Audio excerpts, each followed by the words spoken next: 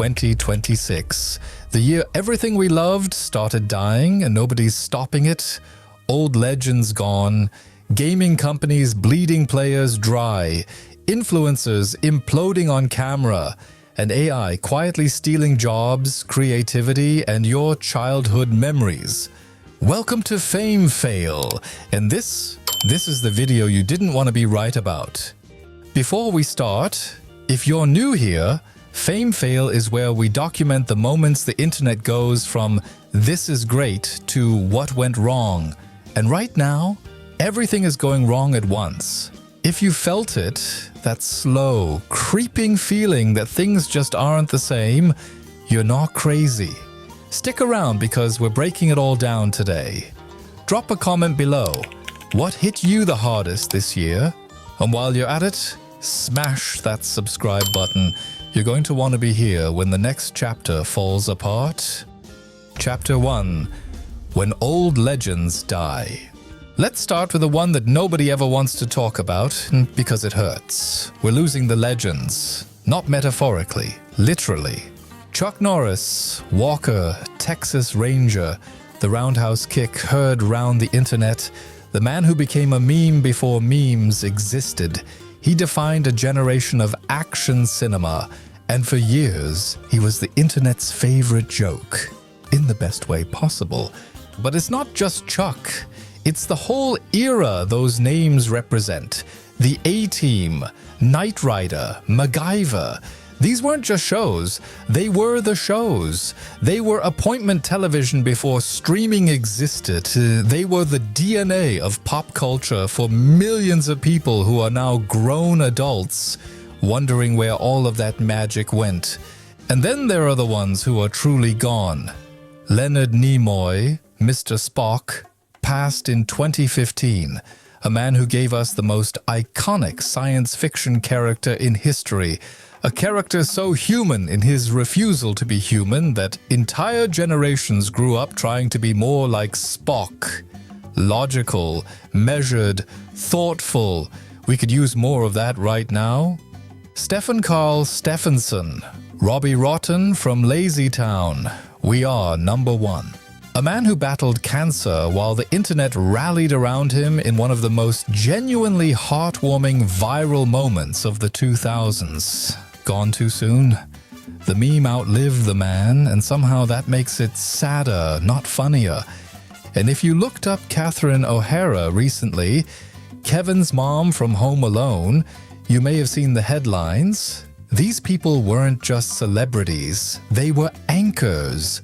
Shared cultural reference points in a world that increasingly has none. Every time one of them goes, something in the collective memory of the internet dims a little. And what fills that space? We'll get to that. Chapter 2. When Greed Destroys People's Lives. Let's talk about money, specifically corporate greed, and how it has quietly gutted everything you enjoy. Epic Games. Fortnite, a game that once felt like the future of free-to-play gaming. Creative, accessible, constantly evolving. Then came the layoffs. Over 1,000 employees gone, while the game still raked in millions. The reason? Epic had overextended, spent too much, bet too big, and the people who paid for that?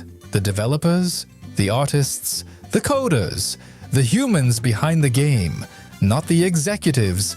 The in-game economy tells you everything. The system is engineered so that players who spend a little are groomed to spend a lot more. Dynamic pricing, FOMO mechanics, limited time items. It's not a game economy. It's a casino designed to look like a game economy. Battlefield lost almost its entire player base. Why? Because live service games discovered that expensive content updates are less profitable than cosmetic microtransactions. So developers get laid off, content dries up, and the game becomes a ghost town held together by a shop tab. Then there's the AI angle. And yes, we have to talk about it. Sora AI. The AI bubble. OpenAI's internal chaos. The promise was that AI would augment creativity. The reality? Companies are using it as a replacement, not a tool.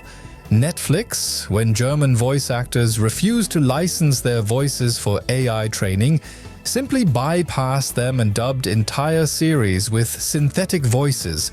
And when they got away with it, they set a precedent. Now every studio is watching. If it works once, it will happen again. Duolingo, the friendly little language app, is replacing human contractors with AI at scale. Not because the AI is better, because it's cheaper. The owl mascot waves goodbye to the people who built it. And NVIDIA unveiling DLSS 5 as an AI-powered breakthrough in gaming graphics? Gamers didn't celebrate. They pushed back. Because AI-generated frames in a medium built on craftsmanship feels like a betrayal of the art form itself. Microsoft burning $50 billion on AI features nobody asked for. Copilot stumbling. The gap between what the tech industry says AI can do and what it actually delivers is becoming impossible to ignore. Here's the uncomfortable truth. When companies prioritize shareholder returns over the people who make and love their products, the product dies. Slowly. Then all at once. Chapter 3.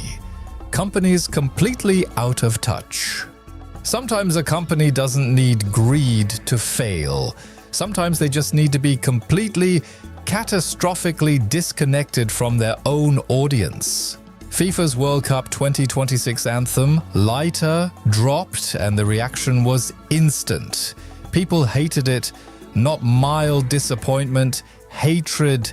FIFA, an organization worth billions, tasked with soundtracking the biggest sporting event on Earth, chose a song that felt like it was generated by an algorithm trained on things people mildly tolerate. The fans wanted fire. They got a lukewarm candle. Roblox getting banned in the Philippines with 15 days notice. And seemingly not caring. Not scrambling, not communicating. Their largest regional audience threatened with a hard block.